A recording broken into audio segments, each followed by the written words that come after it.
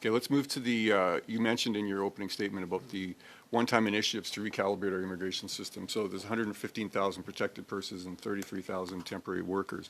So I'm a little confused. What category are they going to show up on the levels plan when they're being reported? Are those humanitarian and compassionate people?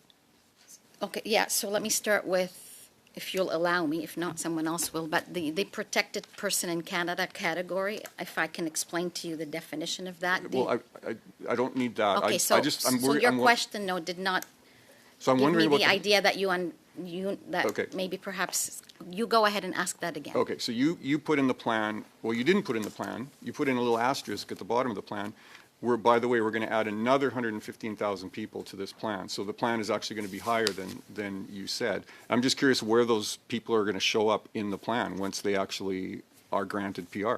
So the addition of that number is in addition to the plan. I That is understand. correct. And so what line on the plan are they going to show up as? Well, they're in the budget. It was presented in Parliament. It's there, transparent. So the number. Everybody is seeing it. They are in addition to the plan. But I'm confused. You're saying they're in the budget, but they're in addition to the budget. So which is it? Are they in the budget or in addition to the budget? Not the budget. They are in addition to the level plan Okay. it's a one-time initiative over the next 2 years. So when you said the levels were going to be 380,000 or whatever, they're actually going to be higher than that, is what you're saying? Again, it's very transparent. The document is there. Well, Those are the numbers.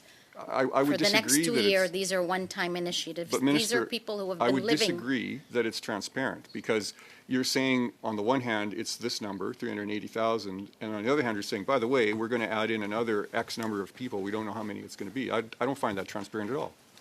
So again, these protected persons in Canada have been living here for years. They are working, they're paying taxes. I understand. There's They 3 have million people like housing, that. and this is the plan to bring them faster into permanent residency in a 2-year time So span. is that why you put the unprecedented powers in C-12 to mass approve documents, is for this category of people?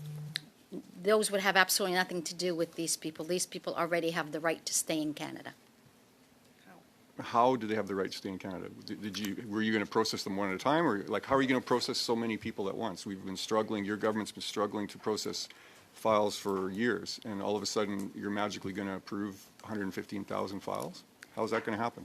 1 minute. It will come from the resources that are there. The department already has actively been looking at that. It will not take away from any officers that are processing other items. The department has already been looking at that and has that under So control. you've somehow figured out how to suddenly become more efficient in the department? Is that what you're saying? We're always looking at Of efficiencies. course. Just a quick question on the ZD program. In 2023, you just established a program for these folks, survivors from Iraq. They're in the queue along with hundreds of thousands of other people. And I'm told that folks who applied 2 years ago are just now starting to be contacted. So how many Yazidis have arrived in Canada under this program? I can get you that from the official who's here. You know, actually, what you could do, just to simplify this, is if you could just provide a report to the committee on the program, you know, how many applied, how many have been accepted. Well, no, I think he can give you that information right now. I think my time is up. The time is up, so perhaps you Okay, can next respond in the next Please provide a report. Could you do that? th- Could I just get Question, no, confirmation? we'll give it to you in the next one. question. Thank you, Mr. Redikoff, and thank you. Thank you, Madam Chair. Through you, Minister, let me get back to what I started asking at the end of our previous exchange. I didn't have a chance to get an answer from you. Minister, where are you planning to get the 15% cuts? We're 8 months into this budget already having been spent. Where are you cutting? How many people are you letting go?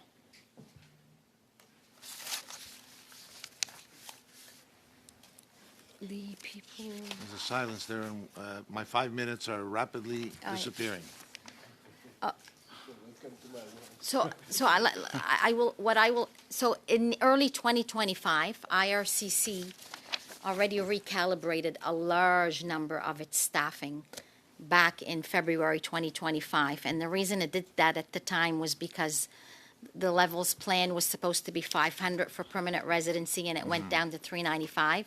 So there was 3,300 positions that were already taken out. So now the number is Well, you're asking us for money today, Minister, with all due respect. The budget was presented to us just on November 4th, and that budget, the very first line on page 311, which deals with citizenship and immigration, says that you are working towards the 15%. Here's really what I'm trying to get at. It's like you're faced with having to cut 15%, but we're not seeing services being afforded to people that are expecting some service.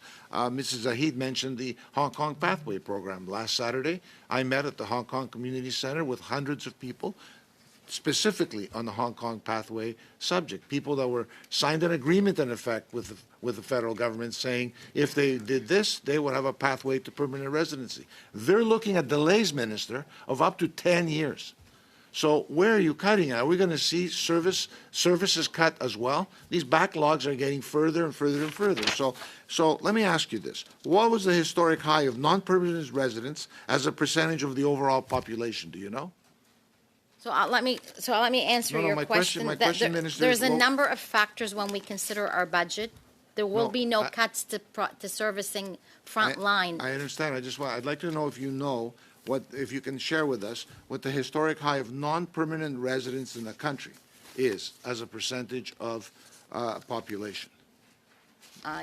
7.6%. Yes. Well, there was actually 7.4% 5.9. as of Stats Canada's report on October the 1st, 2024.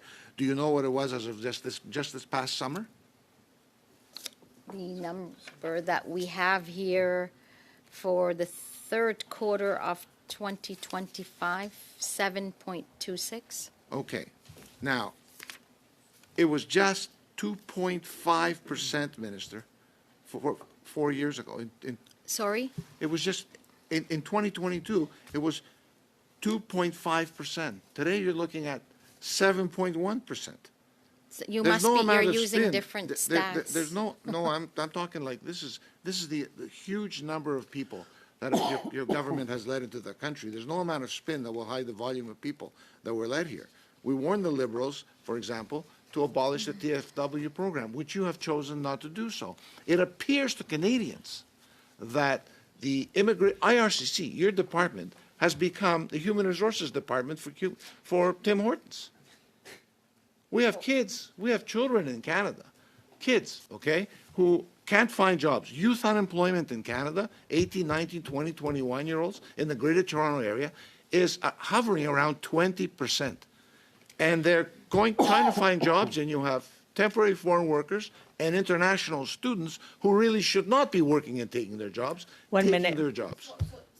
From January to September 2025, we have 150,220 fewer students that have arrived, and 158,660 fewer workers that have arrived than last year. So the numbers is going down. Asylum numbers are going down. I think that's probably what hurts, is the fact that we are controlling our immigration numbers. We are controlling the non-permanent residents, but we are still working with employers, with municipalities, with provinces. Have you seen your backlogs going down? Minister, So I want to it's- tell you something. so If it's you not were a in that question- room last Saturday Hold with on, me, order. Some of it is Mr. not a Menegakis, question of Minister, backlog. room, It's you a would have seen question of something unable Minister, to being... Mr. Menegakis, intakes. Minister, please do not talk over each other. Our translators, our interpreters are not able to actually translate. Please. We have 15 seconds left, Mr. Menegakis. Do you have a quick comment, or yes, would you I like do. the I minister do. to finish? Minister, if you were in that room last Saturday with hundreds of people, okay, and I can tell you that 98% of them are frustrated because they did everything right and they're not getting service at the other end. They're not seeing a pathway to go on with their lives here in Canada. Thank you, You're still Menegakis. letting in a Thank lot you, more Mr. people. Menegakis. Thank you, Minister Diab.